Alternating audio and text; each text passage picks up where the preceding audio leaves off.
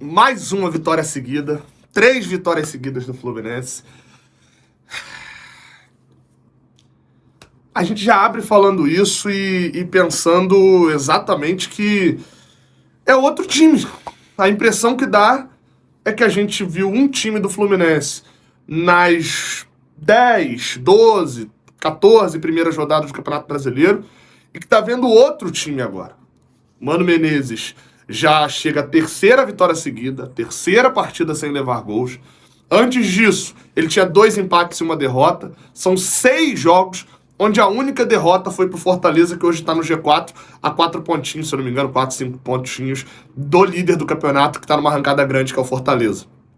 De resto, uma sequência de jogos fora de casa. Desses 6 jogos, o Fluminense só jogou 2 no Maracanã, fez 4 pontos contra Inter e Palmeiras. É outro time, é outra atitude, é outra forma de jogar. São outros jogadores, é bem verdade também, em parte aí por mérito do Mano Menezes, em parte também por uma questão de janela de transferências. Eu sou Gabriel Amaral, essa daqui é a análise pocket de Fluminense e Red Bull Bragantino, na verdade Red Bull 0, Fluminense 1. Deixa o like aqui embaixo se você curtir, se inscreve aqui no canal. Vamos lá, cara. A análise hoje vai ser pocket mesmo, que são 2h52 da tarde e eu estou com 2 pãezinhos de coco que eu comi lá às 8h15 da manhã antes de iniciar a transmissão. Muito obrigado também a galera que estava na transmissão com a gente no Raiz Tricolor aqui no Jornada. Cara, falei já um pouquinho dos números, né? E eu acho que essa é a principal questão, cara. As mudanças que a gente já conseguiu ver no Fluminense. Hoje, sem Cano e sem Marcelo, mas principalmente sem Cano, porque o Marcelo mesmo, o Mano Menezes nunca teve disponível para ser titular, teve alguns minutos só no jogo do meio de semana contra o Palmeiras para entrar no meio do jogo. Ele optou pelo Cauã Elias. E esse é talvez o maior acerto do Mano Menezes. E obviamente que a gente sempre vai acabar comparando o Mano Menezes com o de Fernando Diniz, porque foi o treinador que seguiu durante 11 jogos, teve 2 com o Marcão e agora 6 com o Mano Menezes. Era um trabalho já bem longevo do Diniz. E por que eu tô falando isso? Porque é muito fácil, e de certa maneira tá certo também, é fácil porque tá certo. A gente só relacionar ao Thiago Silva. A gente vai falar do Thiago Silva, da importância que teve esse jogador na volta. É importante a gente falar também da volta do André, um jogador que estava lesionado e que desde que voltou ficou um jogo suspenso, foi justamente o jogo que a gente perdeu. São jogadores que, de fato, agregam muito ao Fluminense. A gente ainda não teve a estreia do Ignacio. Mas eu quis começar falando aqui do Cauã Elias, porque é o cara que decide o jogo. E a opção do Cauã Elias era a terceira opção com o Fernando Diniz. Óbvio, tinha feito as suas merdas lá também. A questão lá do caso de indisciplina, do quarto lá, e etc. Tudo aquilo que aconteceu, obviamente também atrapalha um pouco o que foi o segmento do Cauã Elias no ano. Mas ele era a terceira opção. O Fernando Diniz insistia num John Kennedy que hoje com o Mano Menezes, depois de 2 jogos, já ficou visível que ele é a terceira, talvez até quarta opção para jogar ali por dentro. Mano Menezes apostou no Serna pela direita. Por quê? O Red Bull Bragantino joga com as linhas lá no alto. Marca lá na frente. O Red Bull Bragantino tem um time que marca individual a saída de bola. Isso é uma loucura, gente. Que dá muito certo. Porque eles, tem físico invejável. É um time jovem, mas não tão jovem a ponto de não ter ritmo de profissional. E é um time que sabe correr. É um time que corre muito e que dentro de casa sabe os atalhos do campo. Pressiona muito a saída de bola e o jogo começou dessa maneira. Com uma pressão absurda da saída de bola do Red Bull Bragantino. Quando que o Fluminense começa a escapar? Com o Cauã Elias ganhando bolas de cabeça pelo meio de campo. Disputou várias, algo que a gente não tem como cobrar do Germancano, porque ele não é esse perfil de jogador, ele é mais baixo, e algo que o John Kennedy já não fazia há um bom tempo, quando tinha oportunidade, essa parede, essa disputa pelo alto, que demanda uma vontade muito grande, um físico em dia, o John Kennedy já não fazia. Então, o Fluminense começa a sair dessa pressão sem sofrer. E aí é onde entra o mérito da defesa e da organização também do time do Mano Menezes. O Fluminense é um time que a gente estava acostumado a vir pra cá e falar bem assim, olha, ninguém tá falando do Fábio porque a gente leva gol todo jogo, mas o Fábio tá fazendo 16 defesas por jogo. Não tem mais isso. Quantas defesas você vai lembrar do Fábio no jogo? 2, basicamente. Tirando as que vem no meio e ele encaixa ali. É a defesa no cruzamento errado do Elinho, que virou um chute, uma defesaça do Fábio. E a outra defesa também Acho que defesa do Fábio é basicamente essa. Né? Tem umas cabeçadas ali mais no meio, não tem nenhum milagre. Ah, não, tem no chute do Vitinho, do Vinicinho, ele acha que ele chuta de perna direita, o Fábio defende, mas o juiz estava dando tiro de meta, uma confusão danada. São 2 defesas dele só dentro do jogo, e uma num cruzamento errado.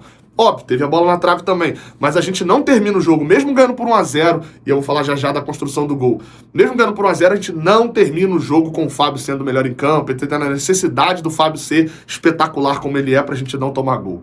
Porque a zaga é mais sólida. E uma zaga sólida não é só acrescentando o Thiago Silva. Isso faz uma diferença danada, gigante, tá? Gigante. O que o Thiago Silva eleva quem tá jogando do lado dele, a partida do Antônio Carlos, foi sensacional, cara. Eu volto a falar do Thiago Silva já, porque ele elevou o Antônio Carlos. Mas a construção de defesa começa na frente, com o Fluminense postado com a marcação, com o Serna se dedicando bastante. Não dá pra exigir muito do Serna ainda nessa questão de marcação e físico, porque, o cara tá jogando um campeonato peruano, a metade do número de jogos do Brasil, um campeonato que tem um nível técnico mais baixo, ou seja, é mais fácil de você marcar, um nível físico mais baixo. O futebol brasileiro hoje é muito físico. Então, o cara tá chegando e jogando 11 da manhã. É óbvio que ele vai ter uma dificuldade nessa recomposição. E a bola que teve na frente, o Serna, ele teve 2 chances. Uma deu azar. Na outra ele deu mole.